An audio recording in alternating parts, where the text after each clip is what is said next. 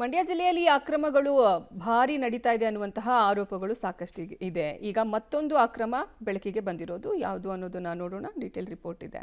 ಈ ಖಾತಾ ಮಾಡುವುದರಲ್ಲೂ ಭಾರಿ ಅಕ್ರಮ, ರಿಯಲ್ ಎಸ್ಟೇಟ್ ಉದ್ಯಮಿಗಳ ಜೊತೆ ಶಾಮೀಲು.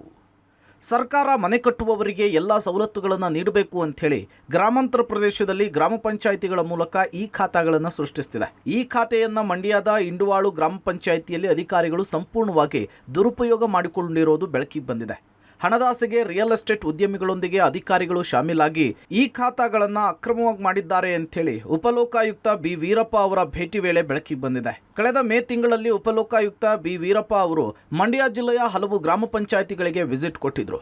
ಈ ವೇಳೆ ಇಂಡುವಾಳು ಪಂಚಾಯಿತಿಯಲ್ಲಿ ಕಡತಗಳು ಮಿಸ್ ಆಗಿದ್ವು. ಹೀಗಾಗಿ ಉಪಲೋಕಾಯುಕ್ತರು ಈ ಬಗ್ಗೆ ತನಿಖೆ ನಡೆಸೋದಕ್ಕೆ ಸೂಚನೆ ಕೊಟ್ಟಿದ್ರು.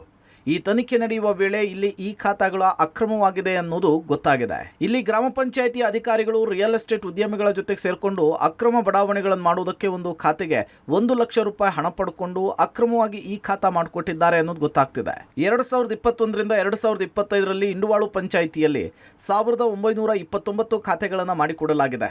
ಇದರಲ್ಲಿ ಕೇವಲ 48 ಖಾತೆಗಳಷ್ಟೇ ನಿಯಮಬದ್ಧವಾಗಿರೋದು. ಉಳಿದ ಎಲ್ಲ ಈ ಖಾತಾಗಳು ಅಕ್ರಮ ಅನ್ನೋದು ಗೊತ್ತಾಗಿದೆ. ಹೀಗಾಗಿ ತಹಶೀಲ್ದಾರ್ ನೇತೃತ್ವದಲ್ಲಿ ತನಿಖೆಯನ್ನು ನಡೆಸಿ ವರದಿ ಸಹ ಕೊಡಲಾಗಿದೆ.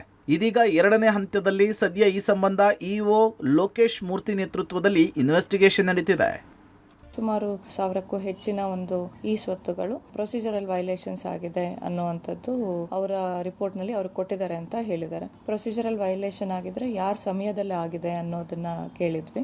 ಯಾವುದೋ ಅಟ್ಯಾಚ್ಡ್ ಸಪೋರ್ಟಿವ್ ಡಾಕ್ಯುಮೆಂಟ್ಸ್ ಇಲ್ದಿರ ಮಾಡಿದಾರ, ಲೀಗಲ್ ಇದೆಯಾ ಇಲ್ಲೀಗಲ್ ಇದೆಯಾ ಅನ್ನೋದನ್ನ ವೆರಿಫಿಕೇಶನ್ ಮಾಡಿರೋದು ಎಷ್ಟು ಈ ಸ್ವತ್ತುಗಳು ಆ ಪೀರಿಯಡ್ ಅಲ್ಲಿ ಎಷ್ಟು ಲೀಗಲ್ ಇದೆ ಎಷ್ಟು ಇಲ್ಲೀಗಲ್ ಇದೆ, ಏನ್ ಕ್ರಮ ವಹಿಸಬೇಕಂತ ವಿಸ್ತೃತವಾಗಿ ವರದಿಯನ್ನ ಕೊಡಿ ಅಂತ ಹೇಳಿದ್ವಿ ಈಗಾಗಲೇ. ಸೊ ಆ ನಿಟ್ಟಿನಲ್ಲಿ ಸುಮಾರು 600ಕ್ಕೂ ಹೆಚ್ಚು ಈ ಸ್ವತ್ತುಗಳ ಬಗ್ಗೆ ಮೊದಲನೇ ಹಂತದಲ್ಲಿ ಏನು ಫಾರ್ಮ್ ಮಾಡಿದ್ವಿ ಕಮಿಟಿ, ಅದರದ್ದು ರಿಪೋರ್ಟ್ ನಮ್ಗೆ ಬರಬೇಕಿದೆ. ಈಗ 2ನೇ ಹಂತದಲ್ಲಿ ಸುಮಾರು 1000ಕ್ಕೂ ಹೆಚ್ಚಿನ ಈ ಸ್ವತ್ತು 1100 ಸಮಥಿಂಗ್ ಏನೋ ಹೇಳಿದ್ದಾರೆ. ಅಷ್ಟು 1100ಕ್ಕೂ ಹೆಚ್ಚಿನ ಈ ಸ್ವತ್ತುಗಳು ಇದೇ ರೀತಿ ಯಾವುದೇ ಒಂದು ದಾಖಲೆಗಳ ಒಂದು ಸಪೋರ್ಟಿವ್ ಡಾಕ್ಯುಮೆಂಟ್ಸ್ ಅದೆರಡೂ ಆಗಿಲ್ಲ ಅನ್ನುವಂಥದ್ದು ನನಗೆ ಕಂಡು ಬಂದಿರುವಂಥ ಮಾಹಿತಿ.